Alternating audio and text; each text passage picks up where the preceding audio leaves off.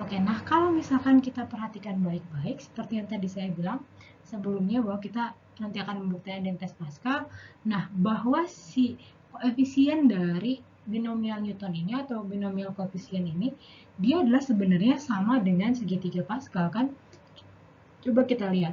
Yang sudah belajar segitiga Pascal waktu SMA, kita awali dengan baris ke 0, ini disebut baris ke 0. Baris ke 0 diawali dengan 1, lalu baris pertama diawali dengan 1, 1. Nah, ini yang selanjutnya adalah yang sebelah kiri selalu 1, sebelah kanan selalu 1, dan di bawahnya adalah penjumlahan dari dua bilangan di atasnya, ya kan? 1, 1, 1, 2, 1, 1, 3, 3, 1, dan seterusnya, dan seterusnya. Nah, ini adalah mewakili koefisien dari pangkat X plus Y pangkat N. Ini adalah contohnya ketika saya bilang X plus Y pangkat 0 berarti apa?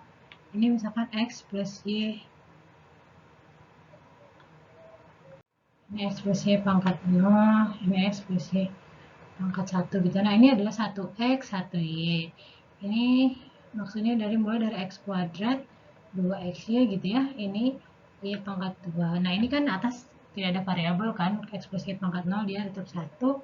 Ini kita mulai dari X pangkat 3, kalau kita ini ya, ini sama dengan X plus Y kuadrat. Nah, ini plus 3X kuadrat Y plus 3XY kuadrat plus Y pangkat 3, ini sama dengan X plus Y pangkat 3. Nah, ini pangkat 4, X pangkat 4 plus 4X pangkat 3Y plus 6X kuadrat Y kuadrat plus 4X Y pangkat 3 plus Y pangkat 4. Ini sama dengan X plus Y pangkat 4. Dan seterusnya, dan seterusnya. Dan ini adalah, segitiga Pascal ini adalah melambangkan koefisien daripada variabel di suku banyak X plus Y pangkat N, gitu ya. Nah, ini baris ke 0, baris ke 1, dan seterusnya. Nah, seperti yang kita katakan bahwa koefisien dari binomial Newton ini, dia adalah berupa binomial koefisien atau kombinasi. Nah, kita tahu tadi adalah dia kombinasinya NR kan untuk X pangkat N min R, Y pangkat R gitu ya. Nah, di sini berarti apa? Nah, ini untuk 1 dia kombinasi 0, 0. 1 juga dia 1, 0, 1, 1 gitu ya. Ini 1 diwakili oleh 2, 0, 2, 1, 2, 2. Ini 1, 3, 0, 3, 1, 3, 2. 3, kombinasi 3, 1 adalah 3, kombinasi 3, 2 adalah 3, kombinasi 1, maksudnya kombinasi, bukan kombinasi. 1 adalah jadi kombinasi 3, 3, dan seterusnya seperti ini. Nah, dari segitiga Pascal yang diinterpretasikan atau dikonversikan menjadi binomial koefisien seperti ini, kita bisa tahu, atau dari sinilah secara sekilas, karena kita tahu bahwa ini, saya hapus dulu ya sebentar. Nah, kita lanjutkan bahwa di sini 2 itu adalah 1 ditambah 1 gitu ya. 3 itu adalah 1 ditambah 2 jadi 3, 2 tambah 1 jadi 3 gitu kan. 3 tambah 3 jadi 0. Nah, ini juga sama, kombinasi 1, 0 tambah 1, 1 dia adalah 2, kombinasi 2, 0 ditambah 2, 1 adalah 3, dan seterusnya gitu kan. Nah, ini menghasilkan seperti ini hasilnya. Seperti itu. Nah, dari sini kita bisa menyimpulkan bahwa kita akan dapatkan identitas Pascal dan yang tadi kita gunakan untuk membuktikan dari teorema binomial Newton. Nanti kita akan peroleh identitas Pascal. Identitas Pascal. Misalkan untuk baris ke n berarti ya. Baris ke n di sini, kalau baris ke n berarti kita punya misalkan nk min 1, ini sebelahnya kita punya nk. Gitu kan. Nah, di baris contohnya misalkan ini kan K0. Kalau oke saya bilang di sini yang ke sini ini ya, terus lurus. Ini adalah K sama dengan 0. Ini K sama dengan 1 gitu ya. Ini ya. Ini K0, K0 ke sini 0 semua kan. Ini K1 ke sini, ini K2 gitu ya. Saya tuliskan K sama dengan 2. K sama dengan. Nah, ini dia bergerak, K ini bergerak secara diagonal. Sedangkan N itu bergerak secara horizontal ya. Gitu. Ini untuk N0, ini N1, N2, seterusnya. Nah, ketika saya bilang K-1 berarti K-nya apa? Ini K, ini ketika misalkan ini K1 nih. Ini K-1 berarti N-K-1 ditambah NK berarti sama dengan apa? Berarti K-nya tetap kan? K-nya sejajar dengan yang sebelah sini nih. Ketika saya bilang ini K-nya 2 misalkan, K-nya 2 sini ini ya. Nah, ini NK-1 21 ditambah NK 22 dia sama dengan 32 berarti N plus 1 K ini ya, sejajar sini ya. Nah, ini penjumlahannya adalah ketika saya jumlahkan dia jadi. Nah, ini identitas Pascal, dia berarti N plus 1 K. Gitu. Oke, ini identitas Pascal. Bisa juga menyatakan nggak pakai misalkan N-1 K atau bentuk lainnya boleh juga NK gitu ya, ditambah NK plus 1 gitu boleh. Yang penting adalah si yang yang paling besar, yang bawahnya besar ini, nah sejajarnya seperti ini ya. Ini kalau ini K plus 1, berarti yang hasilnya juga K plus 1 kan penjumlahannya. Nah, berarti kalau ini berarti dia sama dengan N plus 1 K plus 1. Gitu. Ini boleh juga. Atau kalau misalkan kita mau yang atasnya sebagai N gitu ya, yang bawahnya sebagai N, boleh juga. Kita boleh misalkan yang bawahnya sebagai N. Saya tulis di sini, pengennya yang bawahnya NK, oh boleh. Kalau yang bawahnya NK, contohnya seperti ini, misalkan ini NK. N-nya 3, K-nya 2. Berarti penjumlahan dari apa? N-1K dan N-1K -1. Ya. N-1, K-1 plus N-1K. Oke, ini identitas Pascal juga ya. Terus saya kurung. Oke, saya tulis ini 1 sama aja, sebenarnya ini sama aja 2, 3. Nanti kalau misalkan ada yang mau pakai N plus 2, N plus 1, yang penting adalah ketika yang bawahnya paling besar di sini, misalkan K-1K, berarti yang bawahnya paling besar, dia mau akan sama dengan K di sini, dan yang atasnya adalah kurang 1 dari ini. Itu adalah identitas Pascal. Gitu ya, paham ya? Nah, sekarang nanti kita akan belajar membuktikan identitas Pascal. Jadi tadi yang saya gunakan kalau tidak salah yang ini ya, N plus 1 kayak. N plus 1 K plus 1, saya lupa. Pokoknya tadi yang saya gunakan ada salah satu dari sini. Gitu.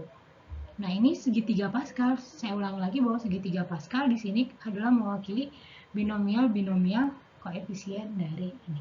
Nah, nanti selain tadi adalah identitas Pascal, penjumlahan dua bilangan di atasnya adalah sama dengan bilangan di bawahnya. Nanti juga kita bisa mendapatkan bahwa penjumlahan setiap baris di sini dia adalah 2 pangkat N. Misalkan baris 5 pangkat kombinasi 50 ditambah 51, 52, 3 tambah 54 dan seterusnya, dia akan menjadi 2 pangkat N. Nanti kita akan cari tahu dari mana. Oke. Nah, seperti yang tadi saya bicarakan di segitiga Pascal, yaitu kita mendapatkan identitas Pascal seperti ini. Nah, bagaimana membuktikannya? Tadi identitas Pascal ini saya pakai di pembuktian tadi teorema binomial Newton, tapi dengan versi yang lain. Tapi intinya sama saja. Nah, untuk pembuktian identitas Pascal, kita bisa menggunakan bukti secara aljabar, yaitu menjabarkan definisi dari NK di sini dijabarkan seperti ini. Lalu bisa juga secara kombinatorial. Nanti bukti secara kombinatorial saya akan buktikan kemudian ketika sudah berbicara kombinatorial proof ya, agar nggak terlalu banyak nih kombinatorial proof yang dipakai, mungkin masih ada yang bingung. Jadi kombinatorial proof itu apa? Nanti kita buktikan. Sebelum kombinatorial proof, saya inginnya bahwa prinsip-prinsip dasar kombinatorika, baik binomial, prinsip yang kemarin, 4 dasar perhitungan, perkalian, dan lain-lain, itu kita sudah tahu. Jadi nanti ketika ada permasalahan secara kombinatorika yang membutuhkan binomial, membutuhkan bijeksi, misalkan membutuhkan perkalian dan lain-lain, sudah bisa tinggal dipakai saja gitu ya. Oke. Nah, sekarang di sini kita akan buktikan secara aljabar, yaitu adalah kita menggunakan teorema yang NK sama dengan N faktorial kali K faktorial min N min K faktorial. Nah, ini Nah, ini yang akan kita buktikan. Nah, saya akan membuktikan dari kiri ke kanan, dari sini ke sini. Boleh juga nanti ada yang membuktikan, kalau boleh membuktikan ini ke sini gitu ya. Nah, saya akan membuktikan dari kiri ke kanan. Nah, ini NK dia sama dengan N faktorial per K faktorial N min K faktorial. Nah, kita lihat bahwa yang kita butuhkan adalah ini adalah K-1 faktorial, di sini kan N-1 faktorial, K-1 faktorial, N-1 dikurangi K-1 jadi N-K faktorial. Yang ini N-1 faktorial, K faktorial, N-1 min K faktorial gitu ya. Nah, sekarang yang kita butuhkan adalah di sini bawahnya K-1 faktorial, yang ini K, dan yang ini N-1, N-1 faktorial. Oke, saya jabarkan atasnya dulu kali ya. Ini kita karena atasnya dua-duanya membutuhkan N-1 faktorial, maka N-1 faktorial kali N kali K faktorial N min K faktorial. Nah, yang K faktorial juga kita jabarkan dulu aja ya. Jadi K-1 faktorial dikalikan dengan K. Atau kalau saya keluarkan, saya punya N per K dikali N-1 faktorial per K-1 faktorial N min K faktorial. Oke, nah yang satu sisi dia hanya membutuhkan K-1 faktorial, sisi lainnya membutuhkan K faktorial. Jadi saya harus membagi apa sih istilahnya? Membuat N per K ini sebagai penjumlahan antara sesuatu dengan sesuatu yang menjadikan satunya adalah K-nya tetap di sini dan satu laginya adalah K-nya hilang. Jadi nanti bawahnya hanya K-1 faktorial. Ya udah, berarti caranya adalah kita kita menjabarkan N ini menjadi N min K plus K gitu ya. Oke, ini menjadi sama dengan N min K plus K per K. Ininya tetap dijumlahkan N min 1. Kalau dijumlahkan dikalikan maksud saya.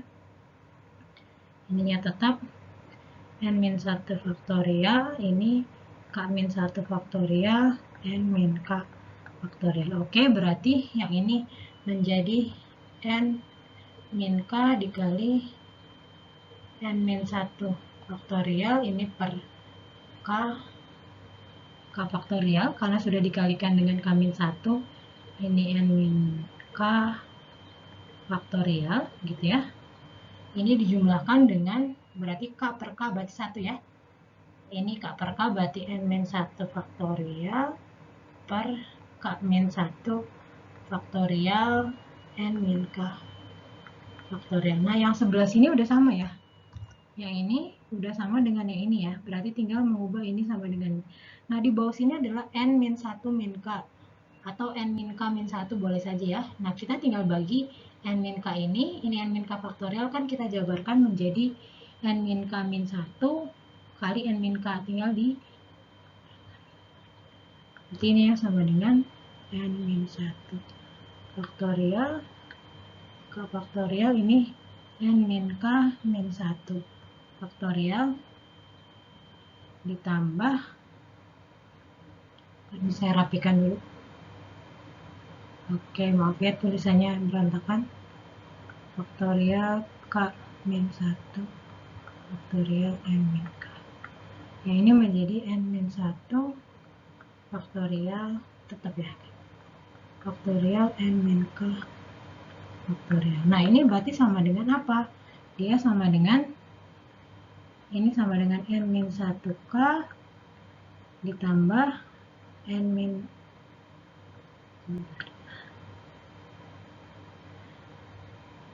sama dengan N min 1K ditambah kombinasi N min 1 K min 1. Gitulah kira-kira pembuktian secara jabarnya. Dari sini, ini ke sini. Boleh juga kalau misalkan dari sini ke sini. Gitu. Ini adalah pembuktian secara aljabar, yaitu kita tinggal menjabarkan dari kombinasi NK di sini atau N-1, K-1 dan seterusnya dengan teorema yang sudah kita pelajari. Nah, Bu, saya penasaran nih, Bu, gimana caranya membuktikan secara kombinatorika? Ya udah, kita tinggal bisa membuat ini sebagai kejadian. Nah, ini dibuat sebagai kejadian, ini juga kedua ini dijadikan sebagai kejadian.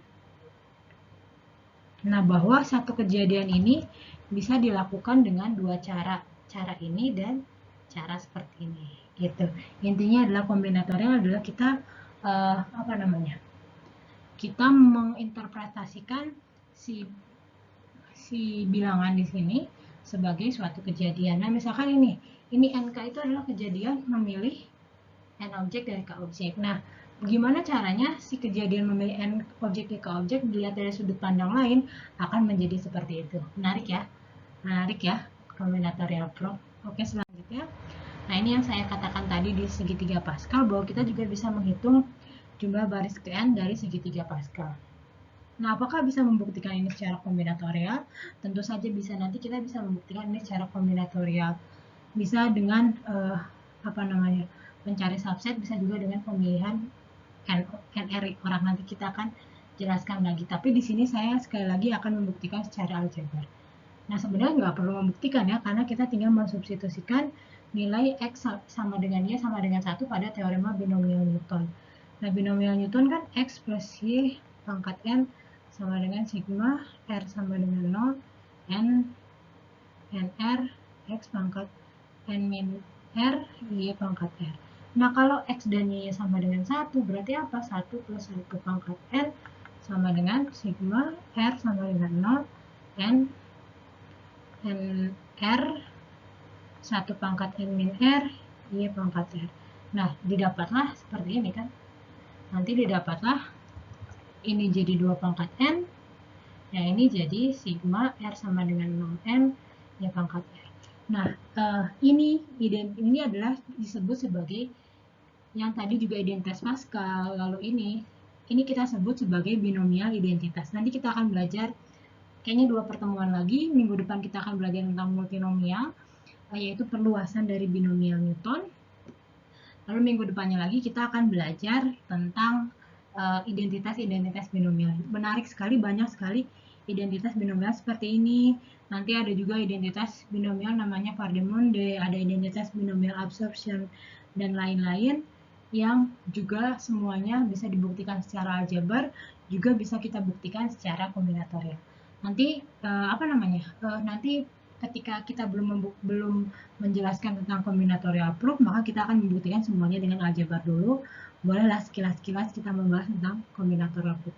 Minggu depan pertemuan selanjutnya adalah kita membahas tentang multinomial, lalu selanjutnya kita akan membahas tentang identitas binomial.